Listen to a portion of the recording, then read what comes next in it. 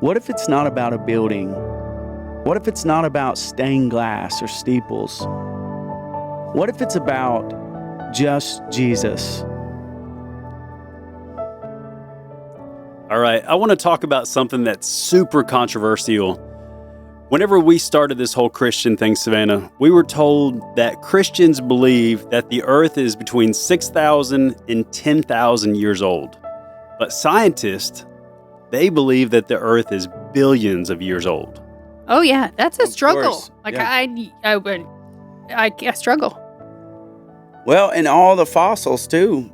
You know, everything that we talk about, and even in some forms or some thoughts that we would even evolve from monkeys. Well, you know, I don't really understand why we're not still springing out of monkeys. But or if we're evolved from monkeys, how are there still monkeys? exactly. Yeah.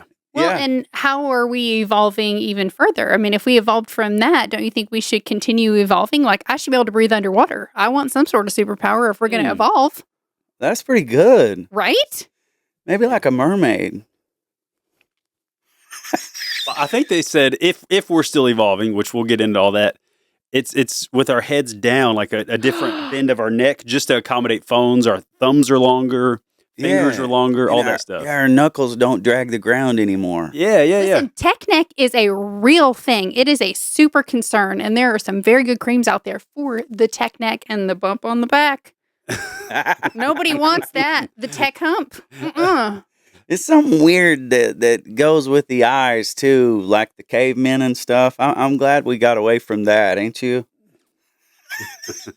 Well, speaking of cavemen, that's some of the most like uneducated, unsmart people, right? Every time they're portrayed somewhere, they're unsmart. Neanderthals. Yeah. Is that right?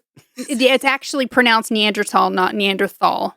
Really? That's what I watched on a documentary. So, Listen, I am a history nerd. I love that sort of thing. So I'm going to have to Google that. Oh, God. We might have to take this out. What if it's bad? Hey, you need to study that. I'm not looking. Y'all be quiet. well, so did you know scientists are some of the most educated people that we would consider smart, right? Right. Mm. The last episode, we talked about how smart Luke was. He was a physician, Yeah. and that he was also a follower of Jesus. And a lot of times, the really smart people aren't Christians. Scientists actually have one of the lowest rates of belief than anybody. You know what I think? And because I can get that, because I feel like that those people are very logical thinking people. They need Yes. to go from point A to point B to point C, and there has to be an answer for everything that happens. And with Christianity, there aren't answers for everything. Exactly. You can't start out with any. You can't just go from this high educated level basically to come down to this lowest form of humility. Like if you think about it, think about a homeless person and then think about a scientific mind. Somewhere this has got to come up and he's got to come down. Mm-hmm. And they've got to meet because the salvation is the same for everybody. But I think a lot of it too is there's a personality trait there. I think that it is hard to give up that control with all the answers, because faith, you just have to follow blindly. Yeah, and Exactly. that's really weird to me, though, because as a smart, educated, especially like a scientist, lack of proof of something does not consider itself proof of that not existing. We learned that with young Sheldon, string theory. Exactly. Well, I've heard so many people say that I was going to try to prove someone wrong. And by doing that, I was going to show them that Christianity wasn't real. And it's usually really educated people. And I'm going to prove that it's not real. Mm-hmm. But when they do what you say, where they take the step, they leap into it and they start studying Mm-hmm. almost every single time, because you actually start getting into it and digging, and you realize that there's manuscripts. You realize that historically it really happened. And they always kind of backfire. And it's like, whoa, I was going to try to prove this wrong. Now I'm a Christian. And that's exactly what we're doing today, Cory. Let's do it. We've got major facts because one of the biggest things for scientists is they say, oh, your Christian earth is only 6,000 to 10,000 years old. That's not scientific. That's why I don't believe. Yeah, and I think, too, that you could almost make it a little less than that, like really 4 to 6. Yeah, somebody sat down with a calculator, added up all the genealogy throughout Genesis and through on, right? Yeah. But didn't people in certain points of the Bible live 800 to 900 years? And I think they've taken all that into account. Yes, whoever did the they math. did. Okay, Mhm. okay. Yeah, so all that is compacted in. But I think the biggest breakthrough on this thought, the thing we're about to talk about, is the fact that we really sell God short. Absolutely. In his miraculous power, the things that the epitome of God is taking something in the midst of nothing or speaking something that was never in the middle of nowhere, of nothing. The stars, like we've talked about, everything that God has spoken into existence, and he spoke it into existence. When he spoke, it existed. And the Bible said he saw it and it was good. And so I think that what we're about to embark, and there will be people that will hear this that will be blown away. And just like we are with this great knowledge. I think I'm going to be blown away. I'm excited. I am ready. Yeah, let's kick it off. Cory, I'm gonna set the stage for you. It's built in age. And won't you explain that for us, Cory? What does that mean? Yeah, so people have such a problem with thinking about how could all of the things have taken place and all of the facts and all of the statistics that we have, and people in geography and people in science that do all these studies to say that the earth is not hundreds, not thousands, but billions of years. Mm-hmm. Well, let's say this. How many billions do they? 4.5 billion years is what they all kind of acknowledge to be the truth. 4.5 billion. There are many scenarios, and this is so powerful. I could run thinking about it. Maybe I'll do that one day for real in here. We got to get you a portable mic. Yeah. But no, I don't got to be heard when I run. I'd be breathing too hard. Actually, that would be a great podcast episode, Cory. You just take a mic and take off running and talk to us. Do you realize me and my sisters were singing at a church once, and I literally started feeling something and just took off running? You left the microphone? Not only left the microphone, but left them singing the part. Like the backup part, which I was leading. They could not follow without me, and I took off running. I'll be back. They were like, look, you can't just take off running and leave us. We're singing a part with you. And I said, you know what you got to do? You got to run with me. But if we're all running, we can stay in harmony, right? yeah. So this breakthrough is amazing because this is so powerful that if you could think about God in his omnipotent knowledge, wisdom, and being all powerful and can literally speak and it happen.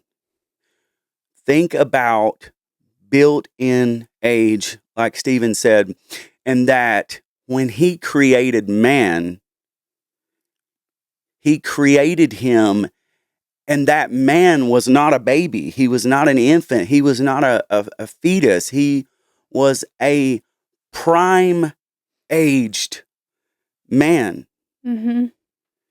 So the next day, he would have been a day old, but he wasn't a baby. Are those days, and that's where I struggle because I don't think that a day was a 24-hour period day. But even with that said, that wouldn't even matter, because as soon as he was created, he was not a baby. He was not in a womb like we. He was a living Adult. born. Can you imagine being born and then you got to start adulting immediately? But that's the great thing about God, and that's where we put him in a box, because when God makes provision, when God calls something into existence, he's going to call everything around it to be what it needs to be and put everything in it that needs to be, and the way that Adam needed to think and the way that Adam just needed to fall into place. God doesn't give the animals a training manual, like when he sets them out and puts the ducks in the water and the fish in the water and the birds in the air. He doesn't say, hey, I'm going to have to teach you how to fly. Like, no, their mother just pushes them out of the nest, and when it's time and they fly. That's Adam. When God said, bam, he took the dust of the ground and he molded Adam with his own hands, and the Bible said he breathed into his nostrils the breath of life, and man became a living soul, and he was prime age. I mean, if you think about it, Jesus died at 33 years old. What are we thinking Adam was? Well, I'm thinking 33 because 3 is important. Yeah. I don't know why I had in my head that he was 35.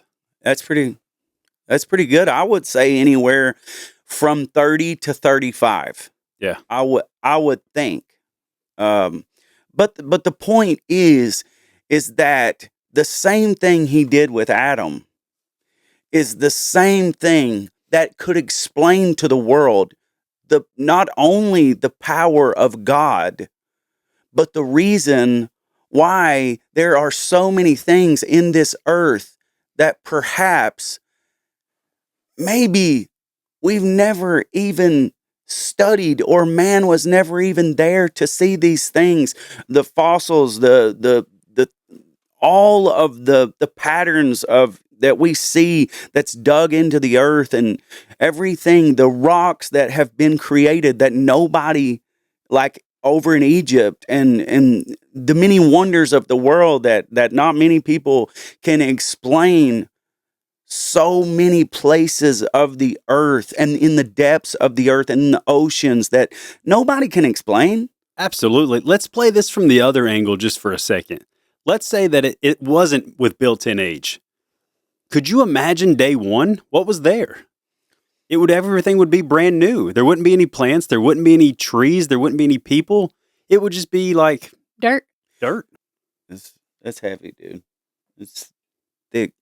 I never really thought about it being that way. Like the built-in age thing for me is completely mind-blowing, because I guess when you think about, it is everybody. Everything being created, I never thought that Adam was created and he was a full adult. Like that didn't even click to me. It didn't anybody. It's just the story we knew, the story we were told, but now it's starting to make sense. Like everything was established, full maturity. I just want to insert, though, to both of you, like, even just getting into this, I've been in it however long I've been in it, and I've never thought of that in my life. But it's true. It is absolutely true. There's no getting around it. There's no negotiating. It happened because we are literally reading about it, but that never clicks, that he just put him here fully grown. Nobody thinks about that. I just want y'all to know that too. Like, never thought about that in my life. I think coming into this as an adult, you look at things logically, and one of those inhibitors is, well, what about the math? All the scientists say this. So you're always looking at something, but this makes perfect sense. It's perfect. Let's paint this picture crystal clear just to make sure we're all on the same page. So the scientists say that the Earth is 4.5 billion years old. Yes, but absolutely. What we're saying is God created it with built-in age. So it may be 4.5 billion years old, but he made it that way. Absolutely. And it's it's really one of the most mind-boggling things for me, who's been like preaching the word for years, this is, to me, it's amazing, and it's just a breakthrough, a major breakthrough, because you can read it. We know without ever even thinking about it in our minds that Adam was created full grown With built-in age, with just like the built earth. in Absolutely. age. So what's so beautiful about it is, yes, we don't have to start an argument with the scientists now, Exactly. because God is so omnipotent. His power is way beyond our mindsets and way beyond our thought processes. But how beautiful that God could have done the earth the same way, and I believe he did, that when even most Christians believe it's, 4 to 6 to 10, 1,000 years, and they say billions. The science says billions, because we have all of these things of evidence that it is. And so God done the same thing with the earth. When he spoke it, it didn't have to be brand new, and everything had to go through a process of growing time. It just happened, built in now. And people may say, Cory, I've got my calculator out. I've done all the math. Yeah, it can drop only it. be 4,000 to 6,000 years old. Yeah. So you've got some other examples where this happens throughout the Bible as well, right? Absolutely. And if we go straight to thinking about when Jesus came to the wedding, it was his first miracle. Think about, this is really one of the first miracles we read about with God, creating Adam, speaking the world into existence. Jesus walks into the wedding, they're running out of wine. That's huge in biblical times. That's really all they had, and they literally needed a miracle because they were out. And Jesus, his mother said to all of these people, I do not believe Jesus knew that this was the day that he was going to do a miracle. But she said, do whatever he says. Do whatever Jesus says. And he just taps in. Mr. Miracle walks on the scene and says, bring all the pots you can and fill them to the brim. And it's water. It's water. They need wine. Wine takes what? I'm guessing 20 to 30 years of a process, maybe less, some more, because the more it ages, the finer it is, right? Yep. And so Jesus takes a process that is multiple years and speaks it into existence with built-in age. Not only is it built-in age, the wine, they take a sip of it. He says, this is crazy. How did you save the best for the last? Because usually in a wedding, they will start out with the more expensive wine, and then they will get kind of tipsy, if you will, and then they'll start bringing in cheaper wine. And Jesus takes all the water pots, bam, miracle done. The aged wine exists, built in age, there, done.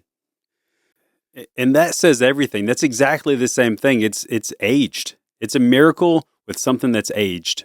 I mean, man, I could go through a ceiling. I mean, the same thing with the 2 fish and the 5 loaves. Yeah. It's creating something that's not. It's actually not there. Like we just talked about it. It's really been just a breakthrough day here for me, especially. But talking about, see, we as the hands and feet of Jesus and miracle workers, if you will, being a channel of God. When a person is sick, when a person is broken, when a person is in great distress with maybe disease, they're still there. We speak by the power of God, and we break the bondages off people. We break the chains of their past in the name of Jesus. We break the power of sickness. We heal what is broken, and we fix it if we are close to Jesus like we're supposed to be, because that's the same thing Jesus done. But the power of God goes beyond that. God literally creates. And not only does he create, but it can be something that you or me would have thought that should take years and years and years and years of a process, that God can speak into existence, and it just is. It may be aged.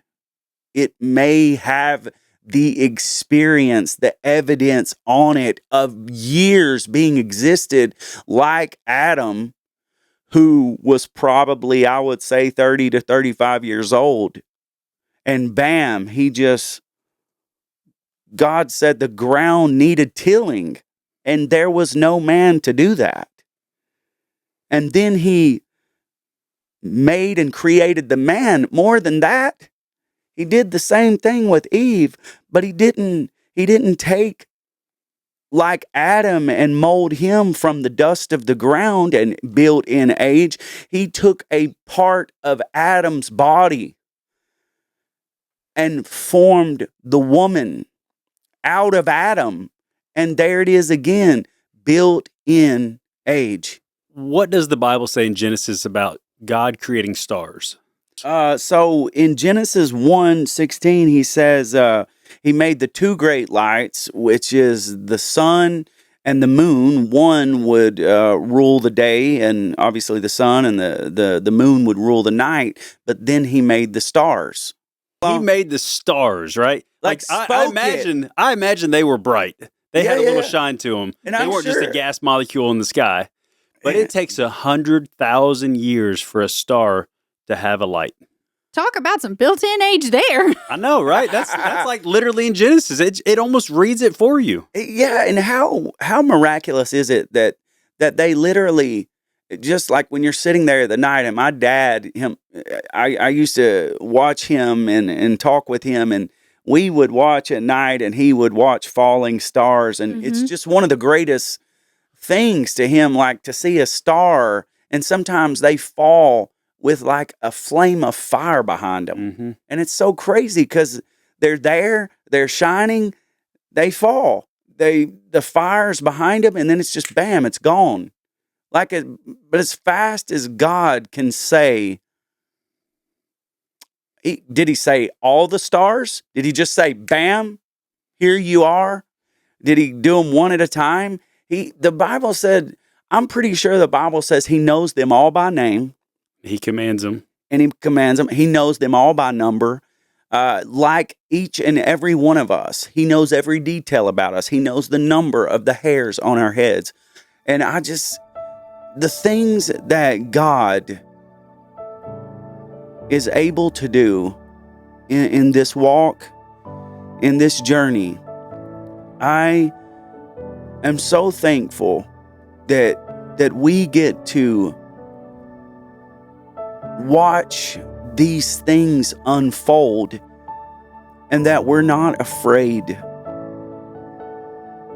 to go into these places and realms to where God said, my ways are not your ways. My thoughts are not your thoughts, but they're high above your thoughts. And it just gives me a new breakthrough knowledge on how powerful God is and how fast. Not only can he fix something that has been broken for years, maybe in your life or in my life, the things that make people cringe when they hear it, like the word disease. And God can just make it disappear. But even more than that, He spoke these things into existence. He spoke Adam into existence, built in age, there with years of an experienced body and skill level and mindset and understanding. And Eve and the wine saved the best for last. And I'm just thankful, so very thankful to God that He allows us, and He allows anybody, to tap in to more of His wisdom and knowledge and understanding. Be blessed.